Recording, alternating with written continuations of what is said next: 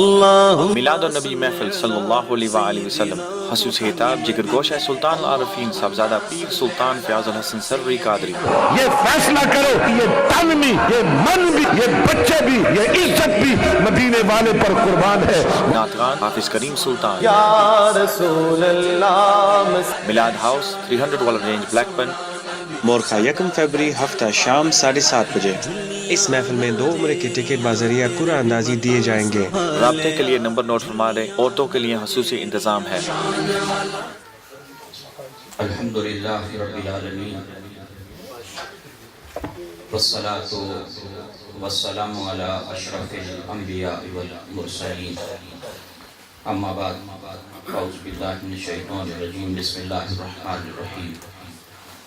والضحی واللیل اذا سجی، صدق اللہ العظیم۔ قال اللہ تبارک و تعالی فی الکلام المجید، ان اللہ وملائکتہ یصلون علی النبی یا ایھا الذین آمنوا صلوا علیہ وسلموا تسلیما۔ صلی علی سیدنا و مولانا محمد معدن الجود والکرم وآلہ واصحابہ وابنہ الکریم الغوث الاعظم محی الدین عبد القادر الجیلی وحزبہ وبارک وسلم۔ واجب الاحترام پیر طریقت جگر گوشہ سلطان العارفین حضرت صاحبزادہ سلطان فیاض الحسن صاحب قادری زیب سجادہ مسند حضرت صفی سلطان باہو رحمۃ اللہ تعالی علیہ، علماء ملت اسلامیہ، مہمانان گرامی، شناخواں حضرات اور اہل اسلام، اللہ رب العزت کی توفیق اور اس کی عنایت سے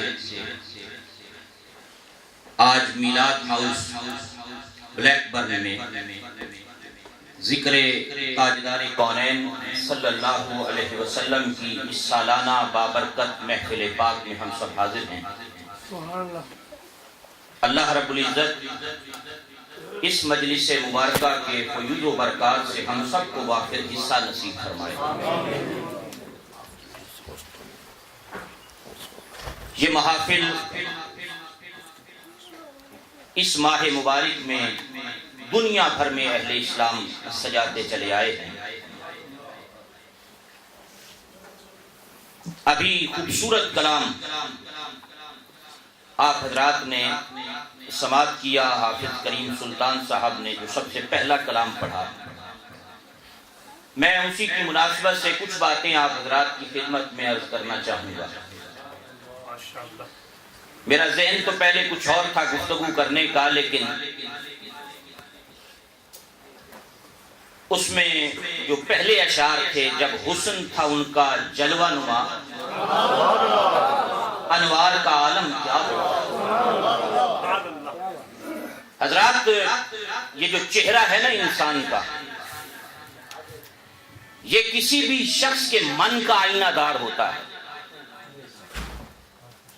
جب انسان کسی شخصیت کے چہرے پہ نظر ڈالتا ہے، جب پہلی نظر کسی شخص کے چہرے پہ پڑتی ہے، اگر وہ چہرہ خوبصورت ہو، حسن و جمال کا پیکر ہو، تو پھر دل چاہتا ہے کہ میں اس شخص کے قریب ہو کر اس کے سیرت و کردار کو بھی جاننے کی کوشش کروں کہ یہ کیسا ہے۔ چہرے پہ جب نظر پڑتی ہے، اور یہی وجہ ہے اللہ کریم نے اس روئے زمین پر انسانوں کی رشد و ہدایت کے لیے جو 1,24,000 کم و بیش انبیاء کو بھیجا، انہیں ظاہری طور پہ بھی حسن و جمال میں بے مثل و بے مثال بنایا، اور باطنی طور پہ بھی اللہ کریم نے حسن و جمال میں بے مثل و بے مثال بنایا۔ حضور سید عالم صلی اللہ علیہ وسلم کی حسن و جمال کا کیا کہنا۔ دیکھیں نا، مصر کے دربار میں اگر قحط پڑ جائے تو رب کریم سیدنا یوسف علیہ السلام کو فرمائے، جو اپنے چہرے پہ نقاب رکھتے ہیں، کہ یہ جو بھوکے لوگ قحط کے مارے تیرے پاس آتے ہیں نا، اے یوسف تو اپنا چہرے سے نقاب اٹھا کر اپنے چہرے کا انہیں دیدار کروا دیا کر، ان کی بھوک پیاس مٹ جائے۔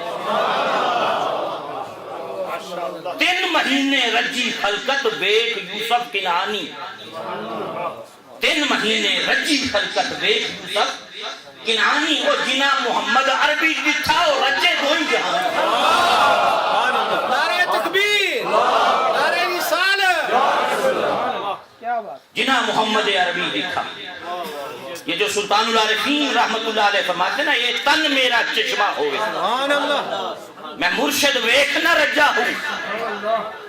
سلطان العارفین رحمت اللہ علیہ نے یہاں بات تاجدار کونین علیہ السلام کی فرمائی ہے، کیونکہ حضور سلطان العارفین رحمت اللہ علیہ کو یہ سارا جو فیض اور یہ جو برکتیں اور عزتیں نصیب ہوئی، یہ مدینے والے کے در کا صدقہ ہے۔ آپ فرماتے ہیں مجھے میرے جد امجد سیدنا حیدر کرار امام العارفین رضی اللہ تعالیٰ عنہ ہاتھ پکڑ کر لے کر گئے تھے مدینے والے کی بارگاہ میں، حضور کریم علیہ السلام کی مجلس میں لے جا کر مجھے سرکار کے ہاتھوں پہ بیعت کروایا۔ سبحان اللہ، آپ نے اسی مرشد کریم کی بات کی ہے، اے تن میرا چشمہ ہوئے، میں مرشد ویکھنا رجا ہوں، لولوں دے مڑ لکھ لکھ چشمہ، ہک کھولا ہک کجا ہوں، وہ اتنا جٹھیاں صبر نہ آوے اور کدے ول بجا ہوں، مرشد دا دیدار باہو میں نظر کرو۔ حضرات ابھی تو یہ حسن و جمال رب نے پردوں میں چھپا کے بھیجا۔ مراکش کے بہت بڑے عارف باللہ گزرے ہیں، شیخ عبدالعزیز دباغ رحمت اللہ علیہ، اور آج علماء دیوبند بھی جن کے حوالے اپنی کتابوں میں دیتے ہیں، امی بزرگ تھے، وہ فرماتے ہیں کہ اگر رسول کریم علیہ السلام کے حسن و جمال کو عرش پر بھی ظاہر کر دیا جائے تو وہ بھی حضور کے حسن و جمال کی تاب نہیں جائے گا اور پگھل جائے گا، پگھل جائے گا۔ شیخ عبدالعزیز دباغ، اور یہ جملے انہوں نے لکھے، فرمایا اگر جبریل امین علیہ السلام جیسا مقرب ترین فرشتہ لاکھ سال، ضرب لاکھ سال، ضرب لا محدود سال پرواز کرتا رہے تب بھی نبوت و رسالت کے چوتھائی حصے کی بھی معرفت حاصل نہیں کرتا۔ ابھی تو وہ حسن و جمال اللہ نے پردوں میں چھپا کے بھیجا ہے۔ اور اس مجلس کا بھی آپ ذکر سن رہے تھے جس میں سیدنا صدیق اکبر اور سیدنا عمر فاروق بیٹھا کرتے تھے، اور پوری مجلس صحابہ میں حضرات یہ 2 شخصیتیں تھیں، ایک حضرت ابوبکر صدیق کی اور ایک سیدنا عمر فاروق کی، کہ یہ سرکار کے چہرے کی طرف دیکھ کے مسکراتے تھے اور میرے آقا ان کی طرف دیکھ کے مسکرایا کرتے۔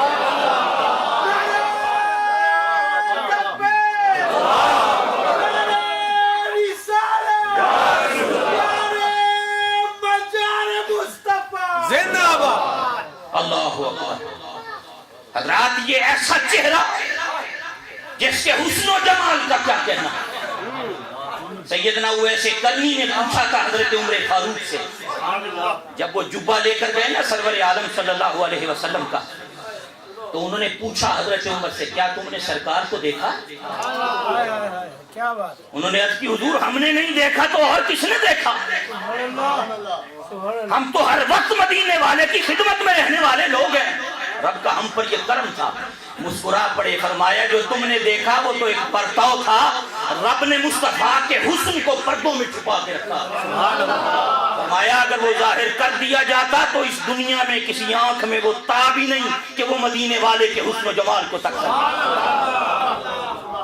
دیکھیں نا کیا خوبصورت انداز ہے، فَإِنَّكَ بِأَعْيُنِنَا، اے حبیب تو رہتا ہی ہماری نگاہوں میں، تیرا چہرہ تو ہماری نگاہوں میں رہتا ہے۔ اور پھر میدان حشر میں آپ دیکھیں کتنی مشہور روایت ہے، علماء کہتے ہیں سرور عالم صلی اللہ علیہ وسلم نے فرمایا قیامت کے دن حمد کا جھنڈا میرے ہاتھ میں ہوگا، میں رب کی ایسی تعریف کروں گا آج تک کسی نے نہ کی ہوگی، فرمایا ایسا سجدہ کروں گا آج تک کسی نے نہ کیا ہوگا۔ اکثر آپ نے یہ روایت سنی ہے، سجدہ قرب خداوندی کی سب سے اعلیٰ ترین کیفیت ہے، بندہ جب سجدے میں ہوتا ہے سب سے زیادہ خدا کے قریب ہوتا ہے۔ رسول اللہ علیہ السلام نے فرمایا قیامت کے دن میں سجدہ کروں گا، آج تک کسی نے نہ کیا ہوگا. ادھر سر سجدے میں جائے گا, رب کریم کی بارگاہ سے حکم ہوگا ارفع راسک یا محمد صلی اللہ علیہ وسلم, اے محمد صلی اللہ علیہ وسلم اپنے سر کو سجدے سے اٹھائیے. چاہیے تو یہ تھا نا کہ حکم دیا جاتا کہ سجدہ لمبا کر, جتنا تو سجدہ طویل کرتا چلا جائے گا میں تیری امت کو بخشتا چلا جاؤں گا.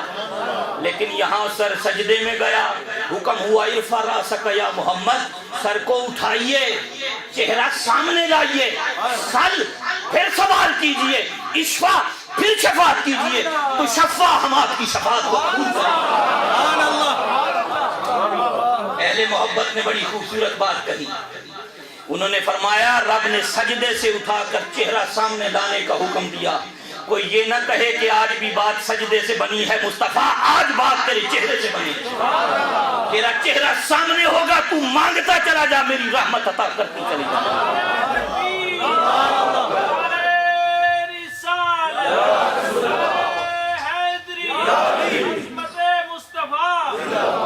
حضرات محترم, ہم خوش قسمت ہیں, اللہ نے ایسا شانوں والا محبوب ہمیں عطا کیا ہے. آج اسی محبوب کی صورت میں ملنے والی اللہ کی سب سے بڑی نعمت پر ہم اپنے رب کا شکر ادا کرنے کے لیے یہاں جمع ہیں. لوگ سوال کرتے ہیں صحابہ نے بھی یہ کام کیا جو تم کرتے ہو. میں سرور عالم صلی اللہ علیہ وسلم کے اصحاب کے حوالے سے ایک جملہ آپ حضرات کی خدمت میں عرض کرنا چاہوں گا. اور لوگ تو کہتے ہیں انہوں نے کب ذکر کیا, تم دلیلیں لا کر دکھاؤ. ہم کہتے ہیں ان کی زندگی کا کوئی لمحہ لا کر تو دکھاؤ جو محبوب کے تصور کے بغیر گزرا ہے. تم تو ذکر کی بات کرتے ہو, وہ تو محبوب کے تصور میں ڈوبے رہتے تھے. سلطان العارفین رحمت اللہ علیہ فقیر کے بارے میں فرماتے ہیں, فرمایا فقیر وہ ہوتا ہے جسے بارگاہ مصطفیٰ کی حضوری نصیب ہو. سبحان اللہ, سبحان اللہ. اور میرے سلطان نے فرمایا 9 مقامات ہیں عالم روحانیت میں جہاں سرور عالم صلی اللہ علیہ وسلم کی کچہری لگتی ہے. فقیر کامل وہ ہے جسے مدینے والے کی کچہری نصیب ہے. فرمایا کچھ اولیاء وہ ہیں جو ایک مجلس میں حاضر ہوتے ہیں, کچھ 2 میں ہوتے ہیں, کچھ 3 میں ہوتے ہیں, اگلے مقامات کی انہیں خبر نہیں ہوتی. فرمایا یہ مجھ پر رب کا کرم ہے باہو پر کہ رسول اللہ کی 9 کچہریوں میں باہو موجود. سبحان اللہ, سبحان اللہ.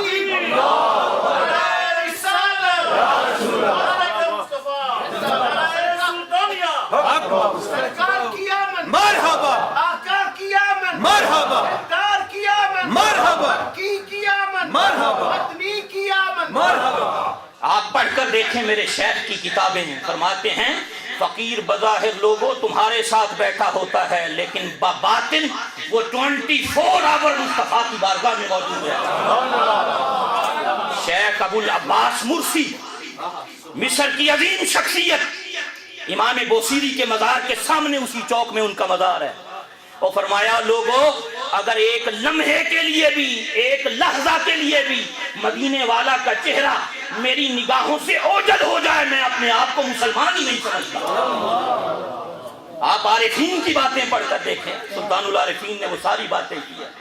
فرمایا ظاہری طور پہ تمہارے ساتھ بیٹھا ہے لیکن باطنی طور پہ اس کی نگاہیں مدینے والے کے حسن و جمال میں. اور پھر صحابہ, ان کی عظمتوں کا کیا کہنا, وہ تو ڈوبے رہتے ہیں. میں ایک مجلس کا ذکر عرض کر کے اپنی گفتگو کو اختتام کی طرف لے جاتا ہوں.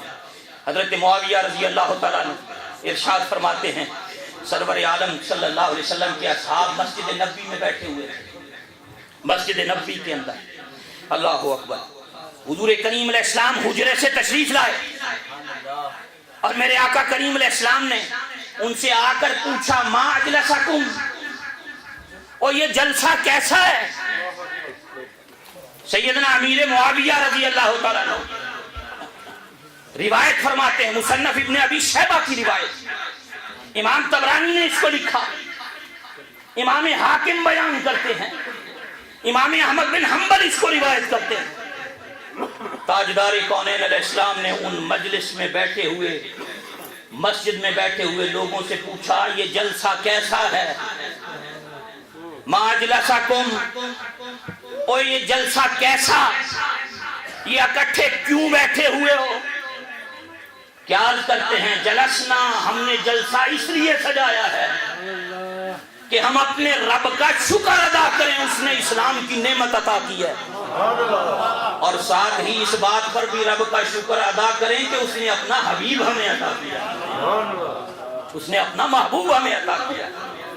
حضرات، یہ مجلسیں، یہ محافل، یہ جلسے اس عظیم نعمت کے ملنے پہ اپنے رب کا شکر ادا کرنے کے لیے ہم سجاتے ہیں۔ اور یہ جو ابھی آپ کو بار بار سرور عالم صلی اللہ علیہ وسلم کا نام یاد کروایا جا رہا تھا نا ان مجالس کے اندر، وہ اس لیے کہ یہ عادت پکی ہو جائے، یہ کل قبر میں بھی کام آئے گی، یہ حشر میں بھی کام آئے گی۔ یہ جو آپ کو یا رسول اللہ پکا کروا رہے تھے نا، بار بار پڑھوا رہے تھے، 7ویں صدی ہجری کے عظیم محدث امام محمد بن موسیٰ المراکشی رحمۃ اللہ علیہ، مراکش کے بہت بڑے فقیہ امام محدث گزرے، ان کی ایک کتاب ہے پوری، 800 سال کے قریب پرانی کتاب ہے، اللہ اکبر۔ اس میں امام محمد بن موسیٰ المراکشی رحمۃ اللہ تعالیٰ علیہ ایک واقعہ لکھتے ہیں، فرمایا میری ایک ہمسائی اماں رہتی تھی پوری، تو وہ میرے پاس آئی ملنے کے لیے، تو ایک دن اس نے مجھے کہا کہ میرا حضرت ایک معمول ہے، جب کبھی پریشانی ہوتی ہے نا تو میں یہ دونوں ہاتھ آنکھوں پہ رکھ کے کہتی ہوں یا رسول اللہ، یا رسول اللہ، یا رسول اللہ، اللہ میری مشکل آسان کر دے۔ اس مائی نے یہ بات بیان کی کہ یہ میرا وظیفہ اور میرا طریقہ ہے۔ امام محمد بن موسیٰ المراکشی فرماتے ہیں وہ اماں فوت ہو گئی کچھ عرصے کے بعد، اور مرنے کے بعد اسے خواب میں دیکھا، اس سے پوچھا کہ قبر میں تیرے ساتھ کیا ہوا؟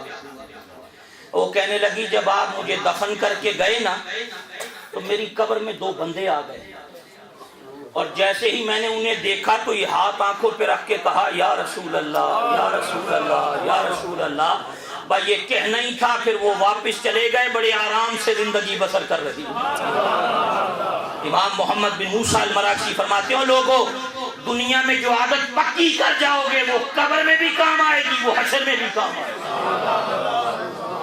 یہ محافل ذریعہ ہیں امتی کا کمزور تعلق مدینے والے سے جوڑنے کا۔ اور میں آخری بات یہ آپ حضرات کی خدمت میں عرض کرنا چاہوں گا، حضرات لائٹیں بھی لگائیں، جھنڈیاں بھی لگائیں، گلیاں بھی سجائیں، محلے بھی سجائیں، لیکن سب سے بڑھ کر اپنے کردار کو رسول اللہ کے کردار کی روشنی سے سجائیں، سب سے بڑھ کر اپنے اخلاق کو مدینے والے کے اخلاق کی نور سے سجائیں، گلیاں سجانے کے ساتھ ساتھ کیریکٹر سجائیں، اور دنیا والوں کو بتائیں ہم محمد عربی علیہ السلام کے ماننے والے ہیں، جنہیں رب نے ساری کائنات کے لیے رحمت بنا کے بھیجا ہے، رحمت بنا کے بھیجا ہے۔ اللہ تعالیٰ اپنے محبوب پاک علیہ السلام کا صدقہ ہمیں اللہ عمل کی توفیق عطا فرمائے، ہمارے کردار و اخلاق میں اللہ مدینے والے کی محبت کا رنگ پیدا کر دے، اور خداوند قدوس اس مجلس مبارکہ کے فیوز و برکات سے ہم سب کو وافر حصہ نصیب فرمائے۔ وما علینا الا البلاغ۔